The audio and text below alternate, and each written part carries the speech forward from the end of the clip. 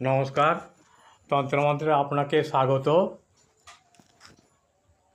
ওম নমো ভগবতে শ্রীকৃষ্ণ বাসুদেবায় নম।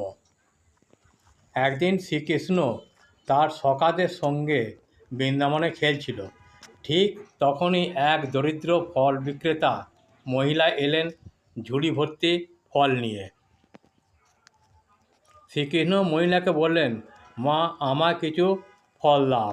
মহিলা বললেন, বাবা, আমার ছেলে মেয়েরা 3 দিন ধরে না খেয়ে আছে। এই ফল আমি বিক্রি করে তাদের জন্য খাবার নিয়ে যাব। তাই কিছু অন্নের বিনিময়ে তিনি ফল দিতে পারবেন।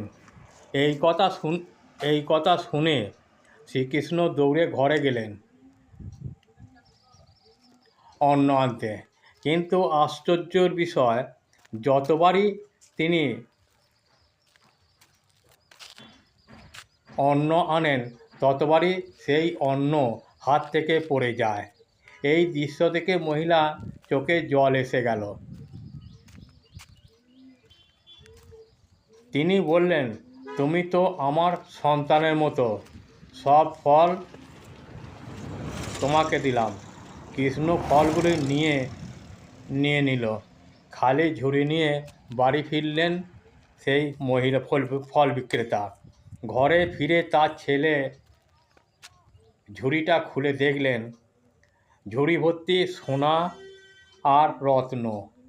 তখন ফল বিক্রেতা বুঝলেন আজ তার জীবনে প্রভু শ্রীকৃষ্ণ এসেছিলেন। আপনি যদি শ্রীকৃষ্ণের ভক্ত হন তাহলে দয়া করে আমার এই চ্যানেলটিকে সাবস্ক্রাইব, শেয়ার, লাইক করতে ভুলবেন না। অনুরোধ রইল। জয় শ্রীকৃষ্ণ, জয় শ্রী রাধে। নমস্কার, ভালো থাকবেন।